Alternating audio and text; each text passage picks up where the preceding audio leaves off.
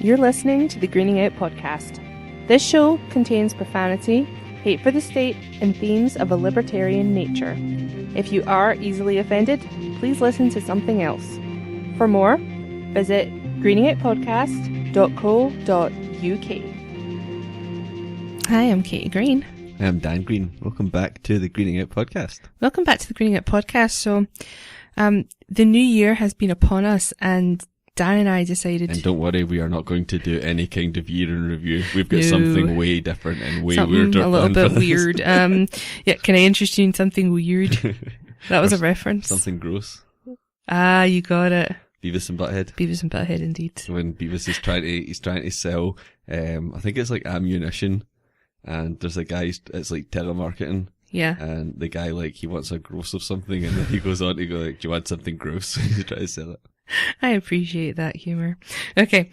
No, so something a little bit different. So, we brought in the new year, obviously doing what a lot of couples I assume were doing as well, watching a documentary that it was exploring the, early Norwegian black metal scene. Oh, yes. Yes. It's called... It's the second time we'd seen it. Yeah. We watched it first of all, a while ago, I think, maybe a couple of years ago, I think. Mm-hmm. And then we re-examined it the other night, and we decided that we had to talk about it. Yeah, it's a 2009 film called Before the Light Takes Us. Is it not Until the Light Takes Us? Oh, it is Until the Light Takes Us. Hey! You can see how good we are at this. Yes. I'm going to even leave that in just for your auditory pleasure. I'm going to have a word with the research team. Yeah. They need to do their job a bit better. So okay. Anyway, what was it called? Until the Light Takes Us? Aye, that one. Aye, that one. I saw that one. Yeah. Aye. No, it was incredibly well done. It was really striking, the imagery of the film, because, we're, it's kind of like us, Dan, isn't it? In Scotland. I know it's kind of dark, cold, northern European kind of thing. Yeah, and it's funny because, like, okay, so if anyone doesn't know black metal, I mean, Caity doesn't particularly like it, so how would you describe it? Do you know what? No, do you know what it is? I actually appreciate, like, what's behind it, like the message of it. This is what we're going to talk about. The rebellion. We're not just going to talk about weird European music. No, we're going to talk about the philosophy behind it. We're talking about the ideology, the philosophy behind it. This sort of...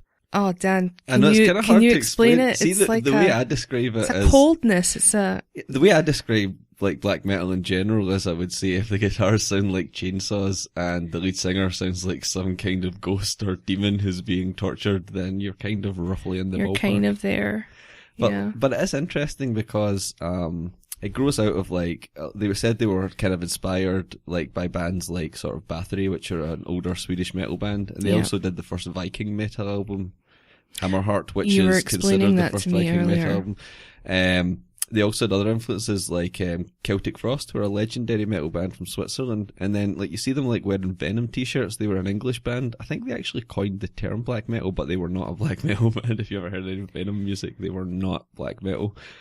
But those were kind of some of the base influences, some of the bands. It followed two people, didn't it? It followed Fenriz. Yeah, he was an interesting, a very, very interesting character. Yeah, and he was really about the musical side of things, because he would really talk about the musicality, how the riffs were played and stuff like that. What I found really, really interesting was that just complete rebellion against the normal construct of a song. Yeah. That kind of thing. And they both kind of brought that up, didn't they? Like, because the other main subject, we'll just mention him as well, is a guy called Varg. And I think it's Vikernes. I never know how to pronounce it properly. You must excuse Dan's local ignorance. I know we actually have listeners in different parts of Scandinavia, so I apologise for my terrible pronunciation. I apologise for this show in general, to be honest with you. I'm going to call him Varg Vikernes, right? Varg. I think we can just call him Varg. We'll call him Varg. Anyway, Varg was, he'd made an album with Mayhem, but he was, basically a one-man band called Burzum. Burzum, yeah. And, so that was basically his band. It's a one-man music project, and I've heard a lot of his albums, and I've got to say some of them were pretty damn good. You played a few for me, and I remember specifically now that I'm thinking about it, it was, I believe, him, Varg, that was talking more about the rebellion. against how music was played and how he wanted it to have the worst production quality possible because it was a total fuck you to this manufactured system. Oh yeah, because like he mentioned when they were making the first Burzum album, he what was saying, the worst thing you could find? Yeah, he wanted the worst microphone. He said he ended up wearing like a headset. Yeah, which is like the worst microphone he could said find. Like this tiny amp because it was the most terrible amp he could possibly find. But like what we should probably mention is a lot of the sort of main gripe's the wrong word. Well, what kind of the main thrust behind black metal is it's like from these people and how they espouse it, and they are early pioneers on the scene. Yeah. It's basically like an anti-Christianity message and an anti-Americanization. But part of the Christianity thing is they feel like, for example, that Christianity took over Europe, you know, when Europe was Christianized, a lot of it forcefully.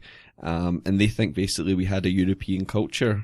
Yeah. And that was completely smashed and erased. You know what I mean? So like we don't even know exactly what it was like because a lot of, you know, documents and stuff were burned. There was also like, you know, things retold, Christianized stories and stuff like that. So that's one of their main things. They think that what particularly Varg Vikernes talked about a lot was about like culture and how he felt that like Christianity had erased this original European culture that existed, and then it seemed to be, I mean, I don't speak for him, I'm not a spokesman. No, of course not. But it did seem to me like then he talked a lot about how he didn't like Americanization, and I really got the feeling that he felt that now we're getting this fake consumer culture, you know, we're getting hit with it, and that's what we're taking as real culture. And I think real European culture.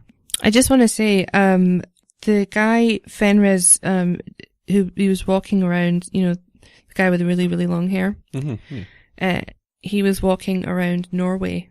He was walking around Norway. It sounds so ignorant. He was walking around Oslo. He was walking around Oslo, and it was quite Americanized. I noticed far more than like Glasgow would be, for example. What they were showing, or the bits they showed, and I think they were showing that for effect. But I understand.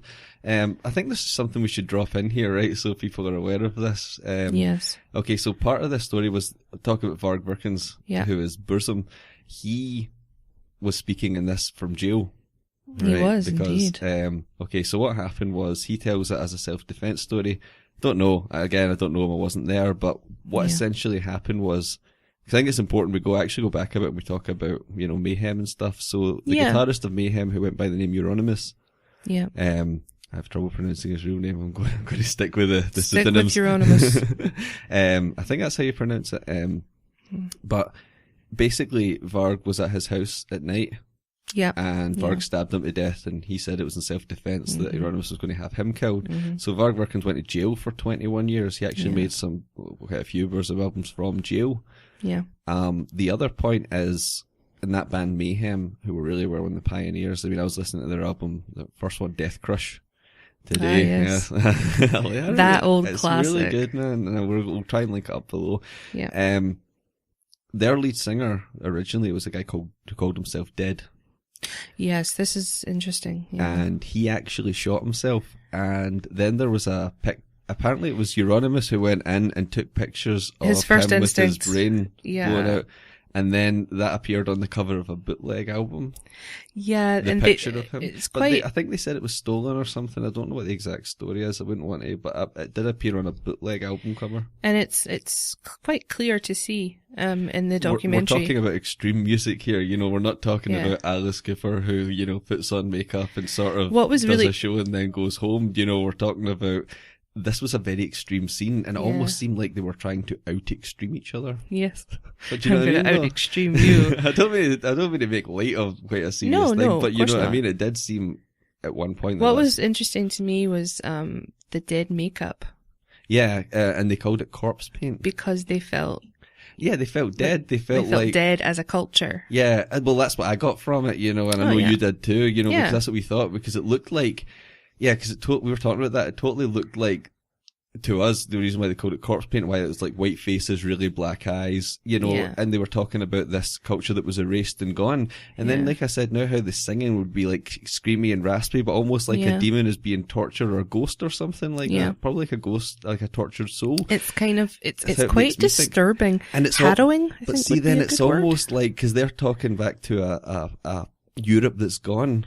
That isn't here anymore. And it's almost like a ghost from there for me. I mean, I don't know if I'm making too much of it, but that's what I get from it, like shouting into the future. Most people are going to listen to this and go, how is he getting this? How is he getting this from this I like shouty black metal. music? I have for a long time, you know. Oh, you know, you always have. And since we were at school, I think I first heard about it in, I think it was like Kerrang magazine, and they did a thing about it. They did, and they mentioned that in the documentary as well. I don't know if that was the one I saw, if I saw a later one, if it was that one or no, not. I remember in school, I remember the day that we met, you had all the black nail polish I used on. to have like a Mayhem patch on. Yeah, you had a Mayhem patch, and you wore like a leather cuff.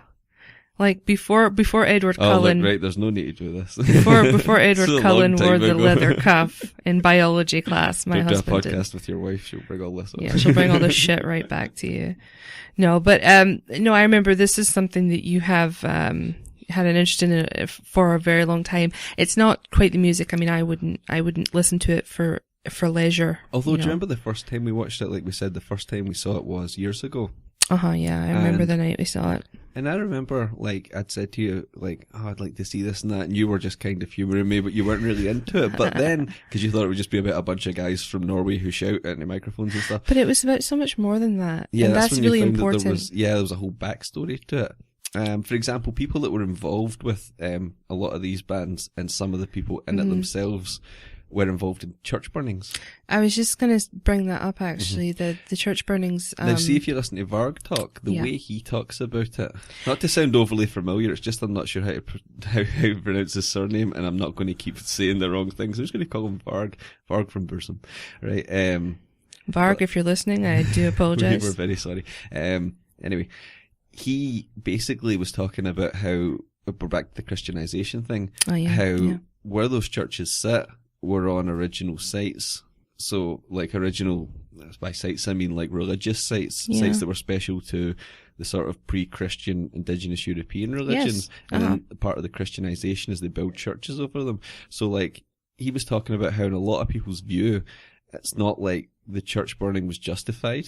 It's how they saw it. I'm not saying I agree with this, but I'm just giving you how they saw it. They saw it as being like justified because that was originally their land, and these Christian invaders, as they see them, it took over and built a church over their shrine. Basically, in libertarian terms, somebody got on someone else's property and somebody cleaned house. So and that's they were trying to happened. take their property back. Yeah, just try to claim that property back. So you can bring it right back. Yeah, you can bring it right back. And we're not suggesting any of these people are libertarians. No, please do not burn down churches. Please. And don't burn down churches. Don't do it. Don't do it. But not, and that's just, it's what was interesting. And then it was funny how this was painted, because a lot of the bands did use a lot of satanic imagery. But surely that was because you and I were talking about this. Surely that's because the modern Western idea of what Satanism is, surely is the total opposite. Rebellion against Christianity. Like we're talking and about how it's they were more even of a rebelling symbol against song structure. Yeah. And like good equipment. There was like a rebellion in every way, shape and form. A rebellion against this kind of, dare I even say, tinfoil hat on, cookie cutter way that, you know, this Americanized, the perfect kind of family. But they didn't quite understand, you know, people from California can't understand that cold, dark depression, almost a depression that comes with the long darkness. I mean, you know, during the winter time. Not to pick on California, but I think what we're saying is it's a total, what you're saying is it's a total reflection of the culture and the place they find themselves in. There's a culture like that here. Yeah, because like, for example, like it's not sort of, when you think of tropical music, you think of like Jack Johnson strumming his guitar. But then, like, when I think of like a lot of people think of folk music and stuff, which can be quite dreary and bleak in its own way. It can also be jaunty though. Yeah, exactly. A jaunty tune. It can be. But like, the thing about black metal is, and why I think it's so European, is just because there's a primalness about it, and there is like a dark, isolated sound. And the fact that it couldn't even reach, now there's some like subgenres of music that could reach a larger audience if only it was heard. This couldn't. wouldn't, because it's such an extreme form of music that it's never going to have mass mainstream appeal. No. And a lot from what I've read in interviews and that, a lot of people didn't want it to have like a mass mainstream appeal anyway. They wanted it to be outside. I got that impression as well, and especially when we were looking at during the course of this documentary, Fenriz, he goes to an art exhibition, and the artist's name, I do apologise, I don't have it in front of me. I think I have it. Perhaps Dan could look that up while I talk about my impression of this. Bjarne Melgaard. So Bjarne Melgaard was doing an exhibition. Sorry if I pronounced your name wrong. Apologies. We're assuming everybody we talk about. I'm trying not to lose any of our Scandinavian listeners in general with my bad pronunciation. I know. I'm very sorry. So he's at this art exhibition, Fenriz is, and it's about black metal, and it's all these images of people that he knew. You know, these people were in his life. And it's a mixture of like the guy's original artwork and also photographs from the time. From the time, sort of, was it early 90s, Dan? Yeah. Round about that. Yeah, early 90s, 91, 92, that kind of thing. So basically it was a very polished exhibition, I noticed, and I kind of got the impression, I don't know, that I got the impression that Fenriz wasn't too best pleased with the kind of polished way it was all presented. Yeah, there's this weird kind of, we were talking about it again earlier, and it's like a bit of an awkwardness. Yeah, he's in the gallery, and I think he says to the guy... Spoiler alert. Yeah, sorry. Yeah, spoilers. Came out in 2009, you should have seen it by now. You should have seen it by now. Boo you if you haven't, okay? But then he says to the artist appears, and he says, I should probably meet you the polite way or something. I think he said I should meet you the polite way or something. And he kind of shakes his hand. But then he says, I want to go for a smoke, and they leave. There's a kind of awkward, him like kind of looking at the exhibit, but he doesn't look terribly pleased. Yeah. I think that maybe he didn't want it to have the appeal of that. Maybe he just thinks, why are people doing an exhibition of this? Maybe he thought the whole thing was so unnecessary. Well, he's quite an interesting guy, and he doesn't play live apparently, and he always loves to champion new and underground bands. He's got a Bands of the Week blog. We'll link that up as well. Yeah. But now apparently he claims to be apolitical, and he says he's non-partisan towards, you know, the events of the early Norwegian black metal scene. Yeah. And looking at his Wikipedia, he said that a book came out called The Lords of Chaos, supposedly about the scene, but he was against it. Right. Apparently that had a kind of political bias, according to some people. Okay. But this is the thing, right? See, in late 2004, he turned down a nomination for a Norwegian Alarm Award. He claimed that Darthrone had no interest in being part of the glitter and showbiz side of the music industry. It's interesting. He's very like that, you know, like he's in other bands as well. He's in like a dark ambient project called Neptune Towers. Yeah, you were telling me about them. Yeah, and he's in like a folk metal band called Isengard as well. Yeah. I just think it's a good example of somebody who's doing what he loves to do. And I think maybe he sees the kind of almost fame side of it as more of a side effect of what he likes to do. I mean, it's just an unfortunate side effect, you know. I know what you mean. It's like he does seem to like what he does, at least from what I saw in the documentary. Yeah, and how I saw some kind of similarities with other movements is they seem to have very much the DIY ethic, the same way that these people think about the punk scene. Yeah. Because remember there's that bit when Fenriz is talking, and he's talking about how like he wanted a little dictaphone, you know, tape recorder, it broke, he wanted a dictaphone to tape the riffs. Yeah. And this guy was like, 2,000, I can get you this for, then it's got light up dials and all that, and he was like, nah, and then he actually found one for $50. Yeah. And it was like, he said it wouldn't play back and stuff, but it would record. So it was like that total what you can afford DIY ethic. But that kind of thing. Stuff like the Sex Pistols was, I mean, they were using anarchy to mean chaos, and we would use anarchism, you know, not to mean chaos, but to mean... Without rulers, but within, there are, you know, rules. Set rules and regulations, but of course, they're just not... They're not like run by a big corporation that we call government. That's all. Yeah, exactly. And, you know, we linked up a story on the website not so long ago about how we've become a nation of people who can't fix things. You know, and we do have quite a disposable culture.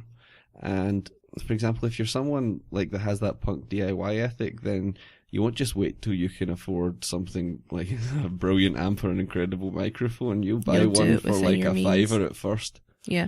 Well, that's what we did. Yeah, we started with small, cheap microphones, and then we built up to the studio we're in now. Yeah. And then we went up and up. We didn't have the money at that time, but we wanted to start, you know, get a foot in the door. And that's why you find stuff like, see, it also happened in the grunge movement. I suppose it kind of comes from punk in general, and these other movements like the black metal and grunge and that just adopted it. Yes. But I suppose it is really the punk DIY ethic, and that's where it comes from, that whole do-it-yourself sort of style. And then you can apply that to all areas of your life. You know, you like James Burnett, and, you know, he applies the DIY punk ethic to his prepping. He runs survival punk. You know, the place he's working on is looking great.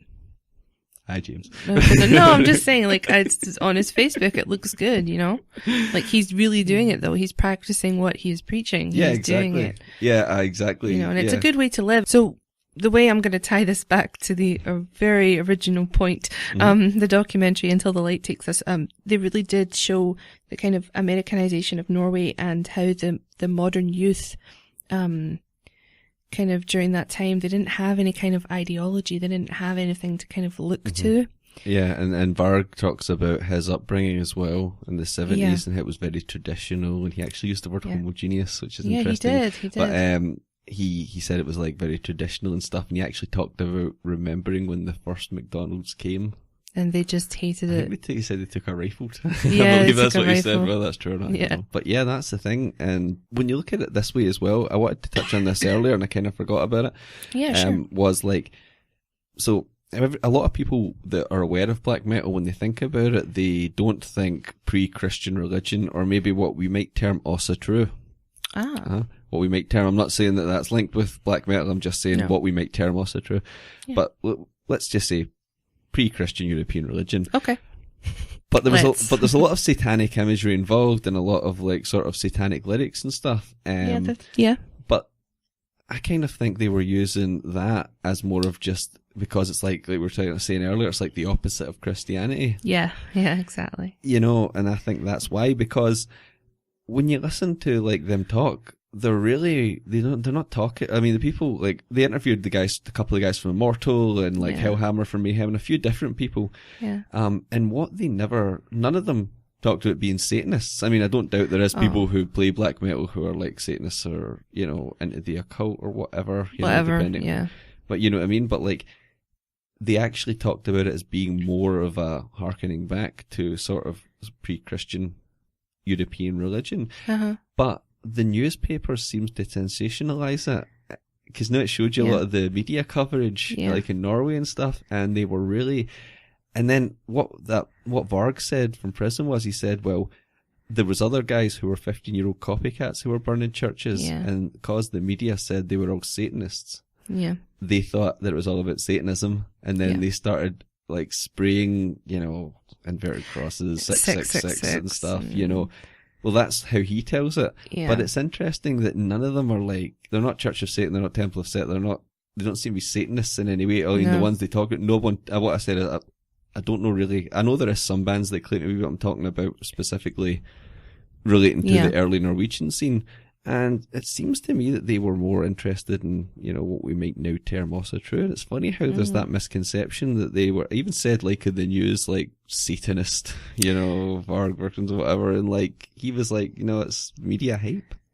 Oh, media hype. Are you surprised in any way? But doesn't Satanism make a better story, right? Because see, if you start then saying, oh, these angry young men want to get back to our pre-Christian whatever, some people might go, well, what does that entail exactly? But see, if you just say these awful Satanists to like a Christian, and then they'll go, oh, those bloody Satanists, it's always them. Oh, they're at it again, and they're not exactly, bloody Satanists. Well, they're not going to pick up the Satanic Bible and go, let's see what LaVey's got to say for himself. They're just going to dismiss it as nonsense. I know. Well, I mean, it's almost like that shock value thing. Like, remember in school, the most shocking thing you could write on your jotter was an inverted pentagram. The most shocking thing. Like that at all. You know? The school went nuts. Well, we went to Catholic school. Yeah. Important to mention that. But the school, I mean, you know, you were sitting there doodling and somebody looking at you and you'd think, I'm going to draw an upside down cross just to freak them out. And then they would go, miss, she's being, no, but people really bought it. And you would sit there and make up this language and people really thought that you were trying to put a curse on them. They were really that stupid. And do you know what the thing is how misunderstood the pentagram is, because we have a pentagram on our door facing the right way up, and for Christmas it's made out of like twigs. Yeah, It's gorgeous. Yeah, it's lovely. But the whole point is each arms is supposed to point to fire, earth, air and water. Oh, yeah, obviously, yeah. And the top one is pointing upwards towards spirit. Mm-hmm. And that's basically what it means. So basically the pentagram means the 4 elements plus spirit pointing upwards. However, when you invert it, the idea is that the matter, well, this is some idea. Some people disagree with me, but everyone disagrees with these symbols. But the idea is that spirit's pointing downwards towards humanity. All right. And it's like matter's defeat over spirit. Yeah. That's why a lot of sort of satanic groups are basically atheists. They don't believe in God or Satan, but they adopt, because we talked to Lucian Greaves, who's the head of the Satanic Temple. And for him, it's more of a symbol. It's a symbol of the ultimate rebellion, you know, the inherent rebellion in man. Yeah.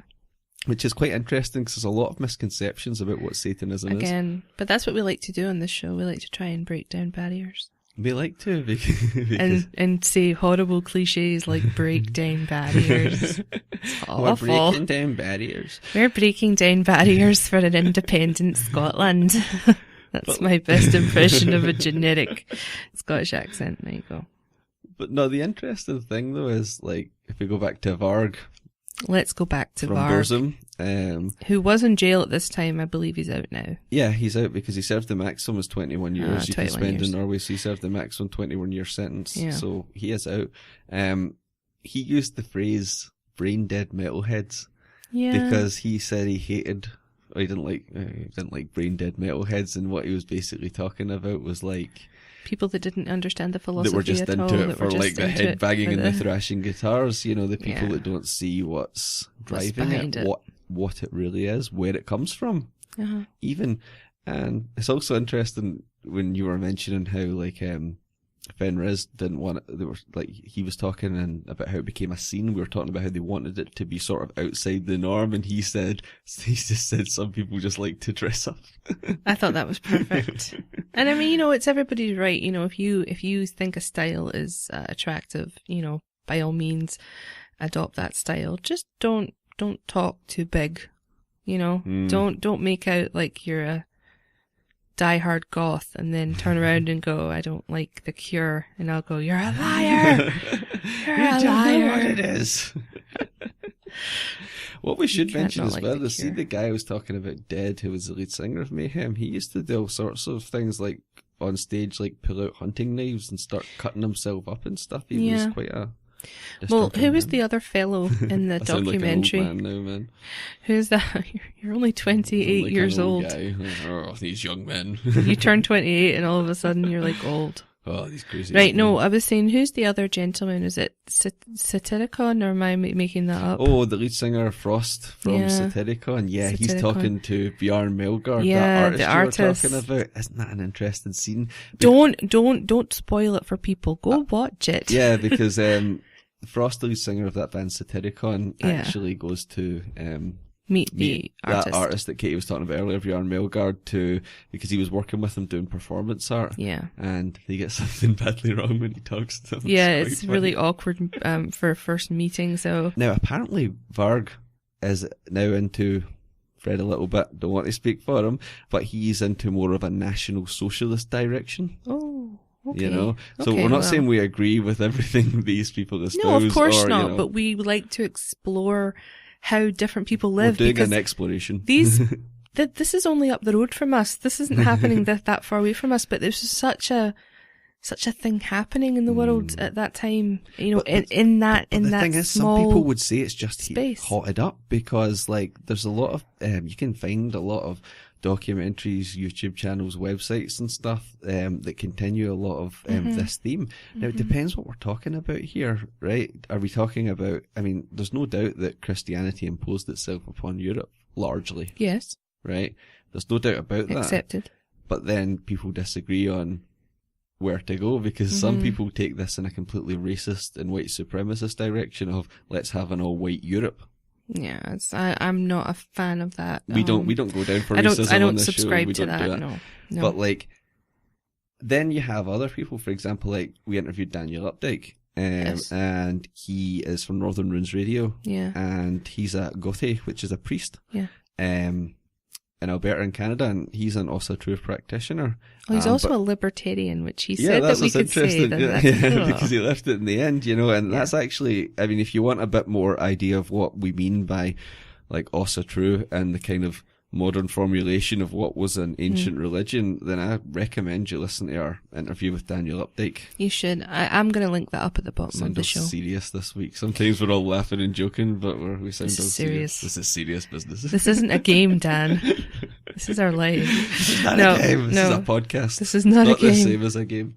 No, we were, I think it's interesting to explore these things. I know it's a little bit, out of the ordinary, but I think it's important to explore that. Because if you're not really finding out things that sort of not shape you, but like I watched that documentary and I kind of got something, and that kind of affected me in a way. So that's why I think it's important to talk about these things. I don't know. It's incredibly self-indulgent, I'm aware. Well, exactly, but it's just, there's some interesting things. When we were talking to Daniel Updike on that interview, I used your dad as an example, and we'd spoke to him afterwards about this, and he just really affirmed it, because your dad had like sort of, his mother was born in Scotland, moved to Canada, and his father was like second, third generation, whatever, sort of Irish and Scottish. Yeah. And your dad had lived in, obviously, Vancouver all his life. He travelled here when he was younger, and then he came to live here later on. Yeah. And he didn't really get into it for a while, but then something happened. Like, he actually spoke to us, was he in Skye or something? Yeah, he likes to go up north. Yeah, and he said, like, he felt like this is where he needs to be and stuff, and like he kind of got a strange sense of home, like a familiar comfort like feeling. An interesting reconnection, which is interesting because some people talk about this kind of reconnection with something, almost like a kind of folk memory. Yeah. Which is I'm not saying I buy the whole thing, but it's an interesting concept to have seen, like there's a sort of folk cozy, memory. But it's quite a cozy existence. Mm-hmm. Like, I don't know about you, but when we were young, our parents took us to Barra, the Isle of Barra. Have you been there? I don't know. Never. No, I don't. Right. No. Well, we went to Barra when I was about 12, and it was really interesting because I'd never been there in my life. Yeah. But it was kind of a comforting kind of feeling being there. It was quite a nice from family trips to Ireland. But maybe maybe that's something that's just embedded in my memory. I don't know, but there is a comfort to it. And there's something about, I think that's maybe what my dad was referring to as well, like a comfort about that. Oh yeah, I know what you mean. And it was a familiarity. Although he'd never been taken there as a child. But he kind of innately felt a kind of comfort there. And that was interesting. And that, if that's not home, I don't really know what is. I feel most comfortable in my home. Yeah, and it's interesting because some people might get the wrong end of this shtick here, and think end of the racist shtick. Yeah, and might think that we're some kind of weird Nazis or something like that. It's entirely inaccurate. No, National Socialism. We don't go down for socialism in any way. Yeah, that's why we're not Nazis. We don't like National Socialism. We're also completely not racist. Yeah, so. The fact of the matter is, like, there's different ways to interpret this. Yeah, just another, we were talking about Varg Vikernes Burzum. Yeah. And just an interesting note on it. It's actually, what it means is, the word Burzum means darkness in the black speech, and that's a fictional language crafted by Tolkien, apparently. Really? Yeah. Oh. You got interesting banter for There you go. Some fun facts. Now, here's the thing, right? So, we were talking about how not everyone defended church burning, but some people did because of because of the fact that it was justified, blah, blah, blah. We already talked about that, right? Which brings another point, right? So when you start like sort of defending violence, where does that end? Because that can be quite a slippery slope. It's like if you defend one case, then, because I'm against somebody aggresses against you, you just don't aggress against a person, in my opinion. And you can't make an exception for that. Well, that's the thing. But that's the question we're talking about. You hear some people when they talk about violent revolution, and you think, well, you would get crushed. Yeah. And then I think a worse police state would be imposed as a result. Of course it would. History has shown this. This is not speculation. Well, exactly, yeah. I mean, you could even... After terrorist attacks in 2001, the Patriot Act. Yeah, well, exactly, yeah. I mean, the problem is, like, sort of we take the libertarian stance of, like a defensive war. Fine. Obviously, if they're saying, Yeah, but, like, what we're saying is like... You do not initiate. Yeah, this is the problem, isn't it? Because there were some anarchists, so they call themselves... They call themselves anarchists. In England, who were causing some trouble recently. And anarcho-communists, funnily enough. They are. Yeah, and for example, I don't see how that furthers anyone's cause, you know, that kind of thing. Like, what does that prove for a start? And then, right now, we're not going to get into a big mad discussion of anarcho-capitalism versus anarcho-communism. That is a conversation for another show that we could do.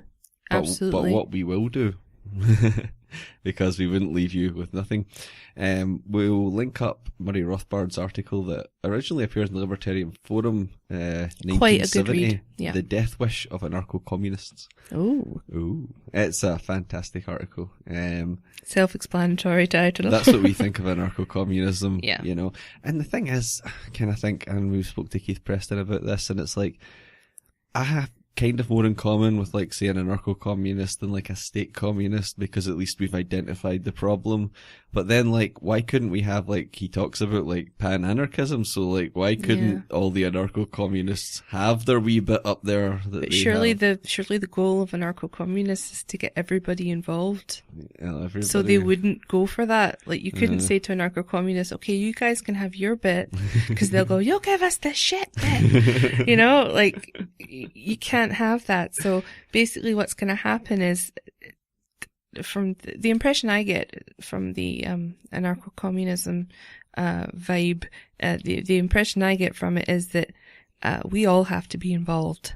Everybody has to be in. Well, it's actually funny you mentioned that, because that article, the Murray Rothbard article I mentioned, he actually talks about this, because, like, I'll just read a wee paragraph from it. He says, go ahead. It's hard to forget the fact that when the Spanish anarchists, brackets anarcho-communists of the Bakunin Kropotkin type, close brackets, yes, took over large sections of Spain during the Civil War of the 1930s, they confiscated and destroyed all the money in their areas and promptly decreed the death penalty for the use of money.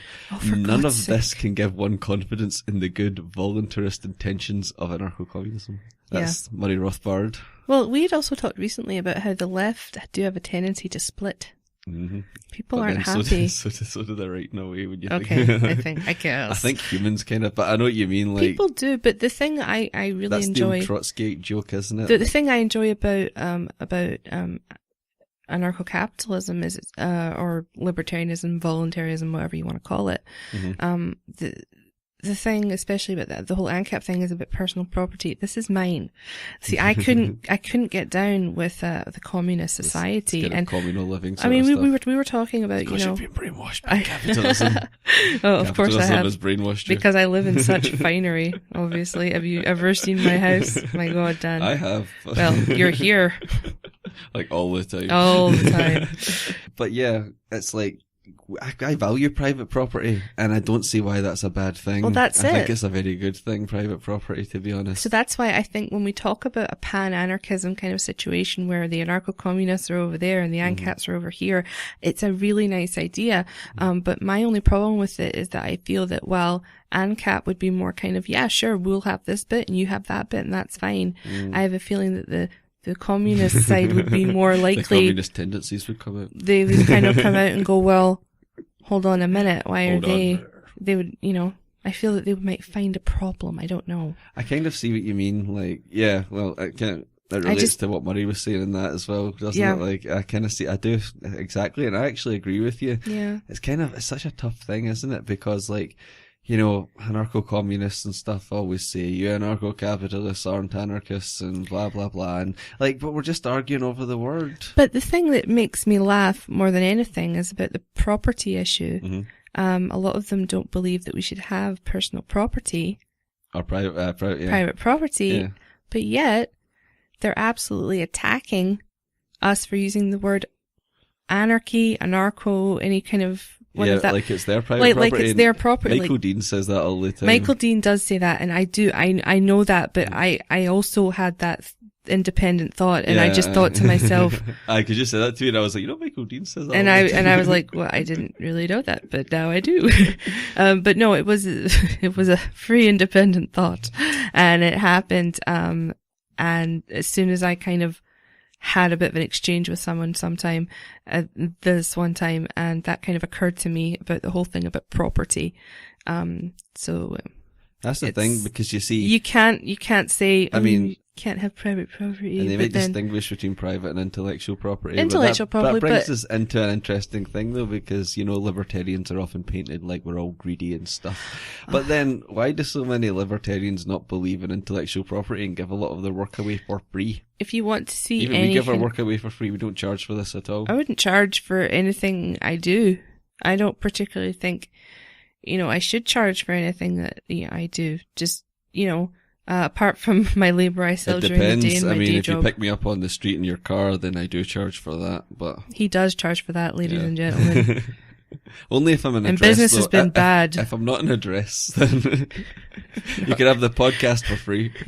Shut up. This is taking a dark turn. This is taking a really dark turn. I don't want to think about that, Dan. No, but it's a good point, and then that's just one other thing of like, then, oh, you libertarians are so But greedy. trust me, we're really not. Like, we decided to do a show, and we put spend a lot of money on we this. spend and we money do not on it, get a lot of donations. and we, not that I'm begging, but no, I'm just saying, like, the whole thing honest. about Dan and I recently had a conversation about the whole donation thing, and you know, is it good? Is it bad? I don't see how it's bad. You have like a donate button.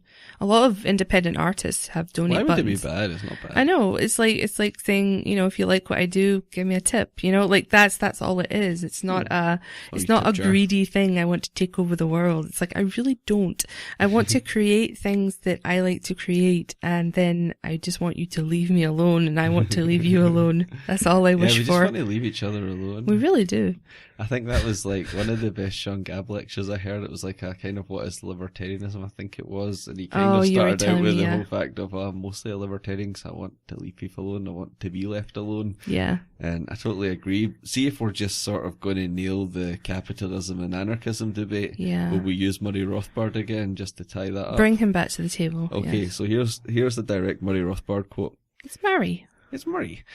Capitalism is the fullest expression of anarchism, and anarchism is the fullest expression of capitalism. Not only are they compatible, but you can't really have one without the other. True anarchism will be capitalism, and true capitalism will be anarchism. There you go. I agree. I know. And we're going to link up a bunch of information about that at the bottom of... You can read Murray for yourself. Yeah, you should. We encourage you to read Murray for yourself. Rothbard.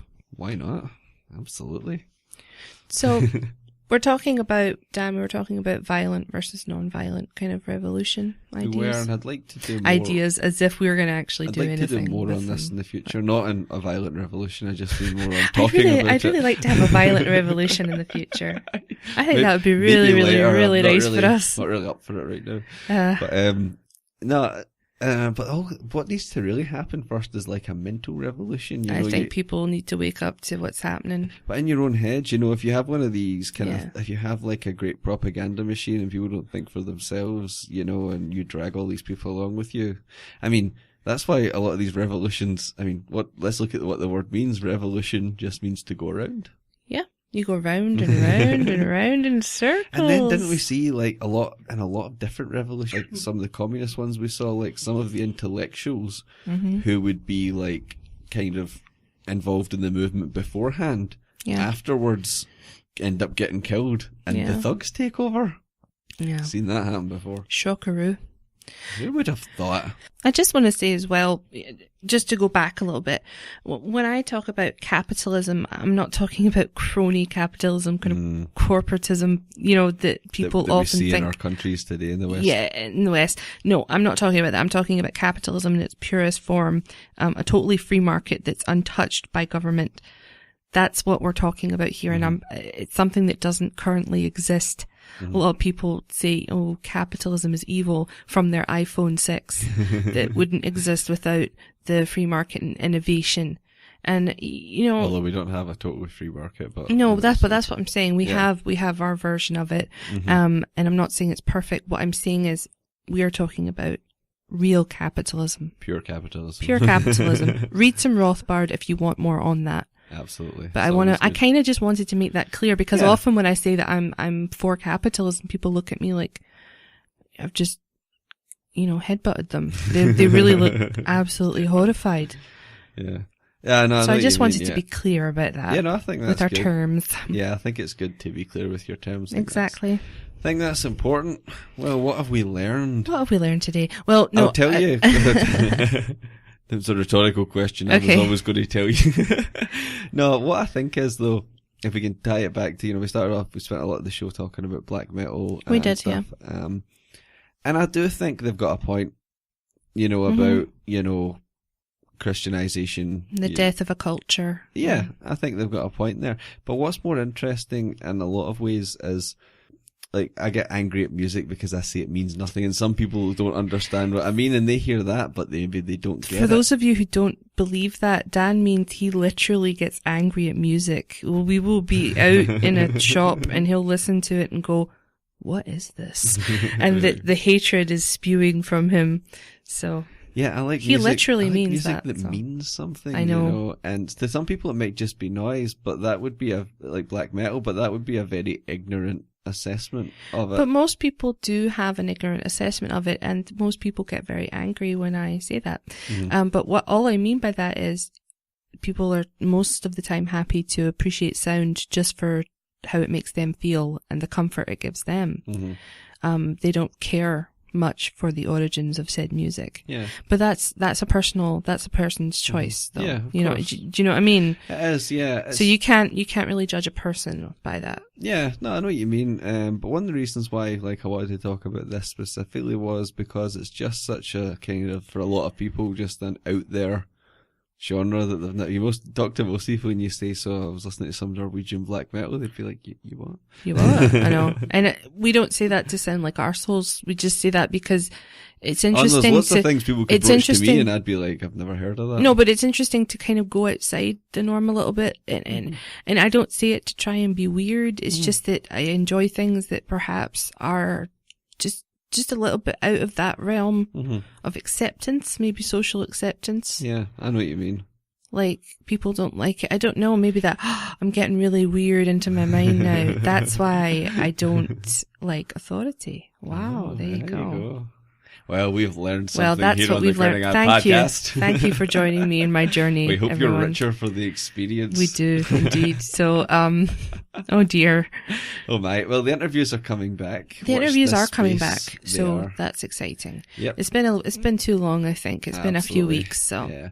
And if you want to help the show, just like our Facebook page, because there's Please. only 39 likes on that, so come on, give us That's a bit rubbish. We're not going to ask for money. We're just going to say, like our see if you go to our Facebook page. That would be awesome. We'd like that. And obviously, Facebook would like that. For more libertarian podcast writings, news, and many, many other things, go to greeningoutpodcast.co.uk. Yes, and thank you so much for listening. Thank you, and good night.